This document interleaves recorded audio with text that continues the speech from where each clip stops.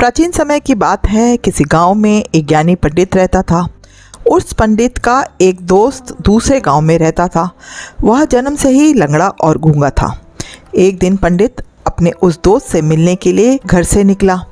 उसके दोस्त का गांव वहां से काफ़ी दूर था। वह ज्ञानी पंडित रास्ते में जा ही रहा था कि उसे अचानक एक आदमी मिला।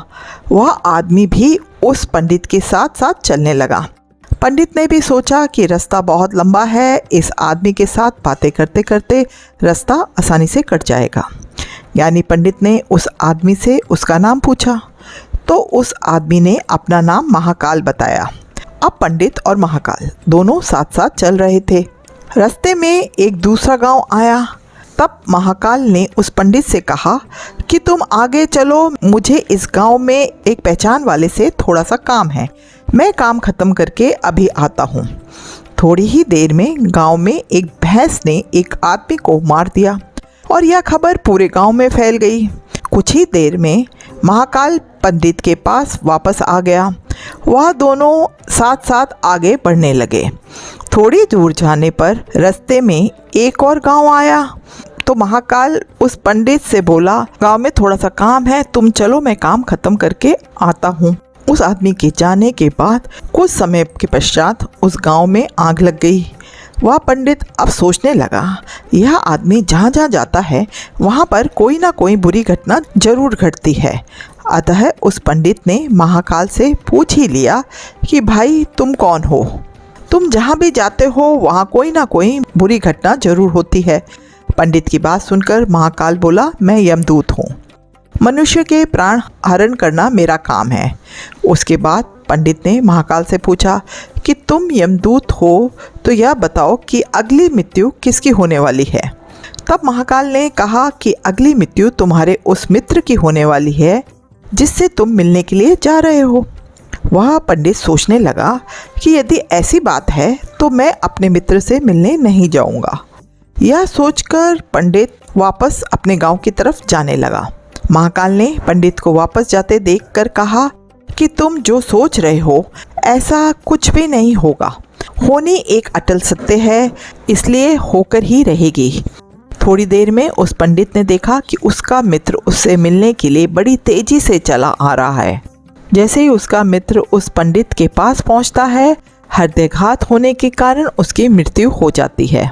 इससे उस पंडित को बहुत बड़ा पछतावा होने लगा।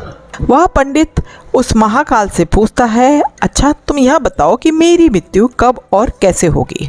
तब महाकाल ने कहा कि तुम्हारी मृत्यु ठीक 6 महीने बाद दूसरे राज्य में फांसी लगने से होगी। पंडित यह बात सुनकर घबरा गया और वह जल्दी से अपने घर पहुंचा और सीधे अपने राज्य के राजा के पास गया और राजा को सारी बात बता दी। तब राजा ने सभी मंत्रियों को बुलाया और इस समस्या का हल पूछा। सभी ने सोचने के बाद यह हल निकाला कि वह पंडित इसी राजमहल में 6 महीने तक रहेगा। राजा ने पंडित के लिए राजमहल में रहने की व्यवस्था करवा दी। धीरे धीरे समय बीतता गया। उस पंडित को नींद में चलने की बीमारी थी और यह बात उस पंडित को मालूम भी नहीं थी। जिस दिन उसकी मृत्यु होने वाली थी उसी रात्रि को वह पंडित नींद में राजमहल से बाहर निकल गया। पंडित राजा के यहाँ मेहमान था, इसलिए किसी भी पहरेदार ने उसे जाने से नहीं रोका। वह पंडित राजमहल से निकलकर दूसरे राज्य के राजमहल में जाकर राजा के शयन कक्ष में राजा और रानी के बीच में जाकर सो गया। सुबह जब राजा की नींद खुली तो उस पंडित को अपने शयन कक्ष में देखकर बहुत क्रोधित हुआ और गुस्से में उस पंडित को फांसी की सजा सुना दी। तब पंडित ने उस राजा को सारी कहानी सुना डाली। पंडित की बातों पर राजा को विश्वास नहीं आया। उसकी बातों की सच्चाई जानने के लिए राजा ने अपना एक गुप्तचर अपने पड़ोसी राजा के पास भेजा। गुप्तचर ने वापस आकर पंडित की बातों पर सच की मोहर लगा दी। यह सुनकर उस राजा को अपने दिए दंड पर बहुत पछतावा हुआ, लेकिन उस राज्य का एक नियम था कि एक बार राजा जो सज़ा सुना दे तो उस सज़ा को बदला नहीं जा सकता। राजा ने एक सभा बुलाई और सभी मंत्रियों से इसका उपाय पूछा। तब उस राजसभा में फैसला लिया कि एक कच्चे धागे का फंदा बनाकर पंडित को पहनाकर अपना वचन पूरा कर लीजिए। कच्चे धागे का फंदा होने के कारण पंडित की मृत्यु भी नहीं होगी और आपके फैसले की लाज भी बच जाएगी।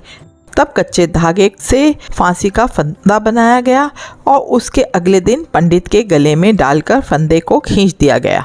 सभी ने यह सोचा था कि पंडित को कुछ नहीं होगा। फांसी देते समय धागा तो टूट गया, लेकिन उस कच्चे धागे की वजह से उस पंडित के गले की नस कट गई, जिसकी वजह से उसका खून तेजी से निकलने लगा। ज़्यादा खून बह जाने की वजह से पंडित की मृत्यु हो गई। इस कहानी में हमें यह शिक्षा मिलती है कि मृत्यु अटल सत्य है। मृत्यु से कभी घबराना नहीं चाहिए। हर जीव अपने किए हुए कर्मों के अनुसार निश्चित समय के लिए इस संसार में आता है। मनुष्य स्वयं चाहे अथवा ना चाहे, लेकिन समय अवधि पूर्ण होने के पश्चात इस दुनिया से उसे जाना ही पड़ता है।